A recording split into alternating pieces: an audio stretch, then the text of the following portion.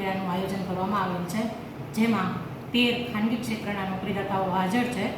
આશરે 165થી ઉપર ઉમેદવારો હાજર છે અને ખાલી જગ્યાઓ નોકરીદાતા પાસેથી 135 જેવી મેળવેલ છે અને હાલની તકે 98થી 100 જેવું પ્રાઇમરી સિલેક્શન થયેલ છે અને હજી વધુ ઉમેદવારોનું સિલેક્શન થાય એવી અપેક્ષા છે. અને આ જ પ્રકારના ભરતી મેળા રોજગાર કચેરી જામનગર દ્વારા અવારનવાર કરવામાં આવે છે. તો મારો રોજગાર કચેરી જામનગરનો એવો અનુરોધ છે કે જામનગર જિલ્લાના તમામ યુવાનો કે જેઓને રોજગાર વાંચવું છે તેઓ રોજગાર કચેરીનો સંપર્ક કરે અને જામનગર જિલ્લાના યુવાનો વધારેમાં વધારે રોજગારી મેળવે એવી અમારી અભ્યર્થના છે.